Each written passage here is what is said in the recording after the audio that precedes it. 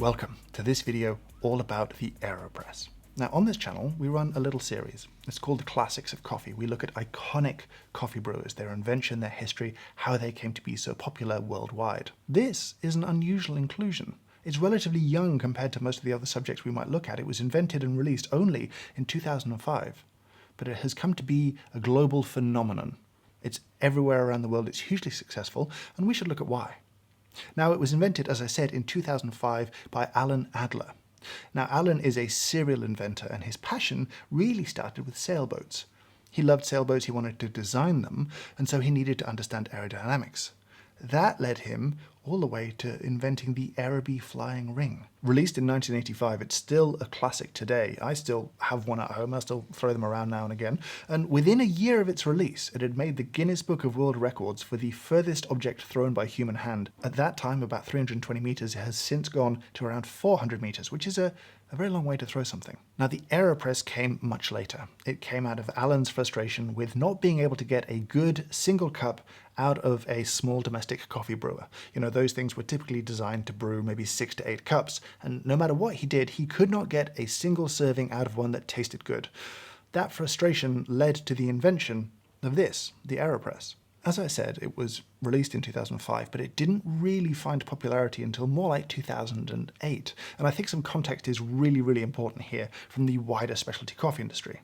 There had been a company who'd created a machine called the Clover. Now, this was very influential 2006, 2007, because it encouraged cafes to brew different coffees by the cup. And so the coffee industry got excited about what seems normal now, like offering a cup of this coffee from Brazil or a cup of this coffee from Colombia side by side on a menu. Before this, batch brew had really ruled, and that was the kind of choice. You might have one or two things, but now cafes around the world were embracing brewing by the cup and offering a diverse menu of coffees. In 2008, Clover was sold to Starbucks. And while the industry as a whole might have felt a little betrayed by this sale, they had found a love for single cup brewing, but no longer could use this machine. And so they began to look for other single cup brewers. Around this time, you see things like the Hario V60 explode in popularity, as well as the AeroPress. What I think makes the AeroPress interesting and particularly desirable to home brewers is that it's kind of the antithesis of a pour over. There's not much in the way of special techniques. You don't need a fancy kettle. You don't need it, to pour in a certain way. It's relatively simple, and I think people really loved that. Now, I've spent a good amount of time on internet coffee forums over the last 20 years, and one thing has always stuck out about the AeroPress. It has this super high level of satisfaction. Once people use it a couple of times, they kind of fall in love with this process, especially if it's their first single cup coffee brewer. That I find hugely compelling and really quite interesting. Now, if you're unfamiliar with the AeroPress, what I'll do to kind of walk you through what you get in the box, how it all works, is brew coffee exactly like they tell you to in the instructions that come with it. Push plunger out of chamber. Put filter in filter cap. Twist filter cap onto chamber. Stand chamber on sturdy mug and put 1 rounded scoop of fine drip grind coffee in chamber. Shake to level coffee. Add water up to the number 1 on the chamber. 80°C water for hot brewing. Stir for about 10 seconds for hot brewing. Insert plunger and press gently, pausing when you feel resistance until plunger reaches grounds. Remove filter cap, push plunger to eject used coffee, and rinse seal. Now, you've probably noticed that the brew temperature used for this is different from what most people recommend. 80°C is a lot lower than I would typically say to brew your coffee. Alan, the inventor, really truly believes this is key to getting great coffee out of the AeroPress, and he has fought tooth and nail for that since its inception. I think it's interesting, but I really don't believe it's an essential part of getting great coffee out of this thing. Now, according to the instructions, you can drink this as is, espresso style, though there's a lot of debate about whether this can really be called espresso style. It's a small, strong coffee, but we'll not go down that rabbit hole right now. You can obviously dilute this, which is what I'm going to do to make an Americano style drink, or more like a drip strength drink. Let me do that. Now, one thing I love about the instructions is that nowhere in it does it actually mention this piece, which actually has 2 uses. 1, you can use it as a funnel to load coffee into the top of the AeroPress, or 2, you can actually brew your AeroPress stood on it and press into a smaller cup if the base of this is too wide. You'd think it would be worth mentioning, but it's not in your instructions. Now, as we're talking about parts and that kind of stuff, we should probably talk about the composition of an AeroPress. Now, the initial runs, I think for the first 4 years or so, were made from polycarbonate. And that became kind of a no-no in the 2000s as people became more concerned about BPA. And so I think in August 2009, production switched to a copolyester. Now, AeroPress do say that they tested their early models and found no leaching of BPA into coffee, but I think people were concerned and they had really no choice but to switch. The design on the front here has changed a little bit over the years. The first design I think is kind of weird but beautiful, of the very first run where there's different sized bubbles for the 1, 2, 3 and 4 cup. I still don't really understand what they mean, but I find that design completely charming. It's since shifted to the 1, 2, 3, 4 kind of cup circles to give you an idea of roughly how much water to put in. But the sort of roughness of this, again, is part of its charm. There's no need for extreme precision in this brewer, not in how it's presented to you. That's kind of interesting. The modern version, the latest version, all of this stuff is now in red. There was a version where it was in gold before. There's a version where it was in blue to start with. If you've got one from the initial run, hold on to it. I think it's a kind of collector's item now. I used to have one. I've since lost it, and that hurts me inside. Now, this cup of coffee here is not how I would choose to brew with an AeroPress, but I think what has made it so successful, what has sold millions of units around the world, is that you can brew with this thing a host of different ways, a myriad of different ways. There's almost infinite possibilities, and I think that's kind of very clever. When Alan set out to make this, he was trying to make a pour over that you could accelerate by pressing the water through and kind of skip the drawdown phase. In doing so, he created a brewer that is a kind of hybrid of immersion and percolation, a brewer that lets you take all of the individual components of a brewing recipe, dose, amount of water, brew temperature, brew time, agitation, even pressure, and play with them individually. That, I think, has made it so incredibly compelling to people around the world.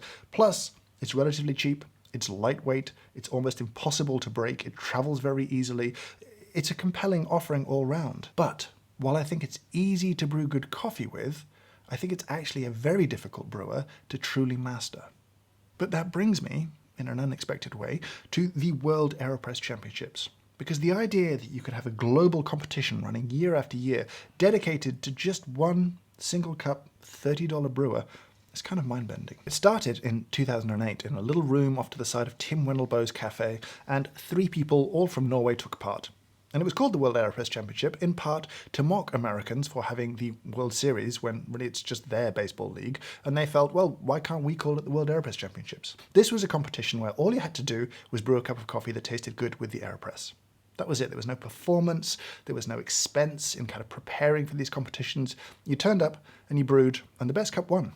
And people found this, I think, a very compelling kind of antithesis to the mainstream coffee competitions that had become big, serious things that required money, time, and effort to enter. The AeroPress competition was kind of the opposite of that, and people loved it. But since it has grown into a global event where you have dozens of national competitions feeding into this one big world finals, and often the national competitions will have regional rounds, thousands of people enter the AeroPress competition every year, and I think that's amazing. But the whole competition is dependent on the idea that mastery, true mastery of this brewer, is actually very difficult. Now, I've judged in nationals as well as the world finals, and one thing has really stuck with me. You would get a brew in one round that would blow everything else away, but that same competitor one round later would produce something kind of average. It was pretty rare that you could track the winning brew all the way through its rounds. It felt a little bit more random than you would expect it to. It seemed really quite difficult to really replicate the same brew over and over and over again. Because you have this myriad of brewing techniques, because there are so many different ways to brew with this, that has made me reluctant, up until this point, really to talk about an ultimate AeroPress technique. But that's going to change. But the way I'm going to do it is a little bit different. I'm not going to tell you what it is in this video because we've got a lot more to talk about. The next video in this series, we're going to be diving much deeper into what's happening inside an AeroPress. Because you've got all these different components of pressure, of brew time, of agitation, well, how much do we really understand them? And if we can break them apart, not only can I tell you my preferred way of brewing with an AeroPress, but you can take those tools and build your preferred way of brewing with an AeroPress. So that's the next video in this series. Now, before we have a little ad for this video's sponsor, which is Squarespace, I do want to say that to celebrate this, to celebrate finally making a video about the AeroPress, I'm going to give 25 AeroPresses away. If you want one and don't have one and you can't afford one especially, please enter down below. It's free to enter, just click on the link, it's super simple, and I'll pick 25 people from anywhere that I can ship an AeroPress to, and I'll ship them an AeroPress. But now, a quick ad from this video's sponsor, which is Squarespace. If you need a website or a domain, then I would recommend checking out Squarespace. There are a host of different reasons to build a website, and they make it incredibly easy to do so.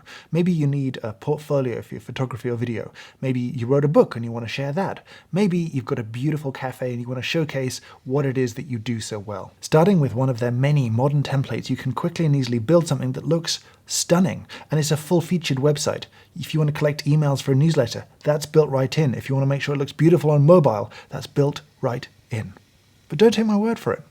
Click the link down below and sign up for a free trial and build something. And at the end of 7 days, when you're ready to launch, use code James Hoffmann for 10% off any website or domain. Thank you to Squarespace for sponsoring this video. And so that is the AeroPress. That's its history, that's its invention, that's what it is, how it works, and how it came to be in millions of households around the world. If you want to know more, there is the AeroPress movie by European Coffee Trip. It's not free to watch, but they very kindly offered a discount code. If you use the link down below, it's 25% off with code JAMES, but just click the link, it should do it for you. But now I want to hear from you. Do you have an AeroPress? Was it your introduction to great coffee? Do you have questions unanswered about the AeroPress? I want to hear from you down in the comments below. We're going to make a few more videos this month about the AeroPress, so hopefully we can answer everything that you want to know. But for now, I'll say thank you so much for watching. I hope you have a great day.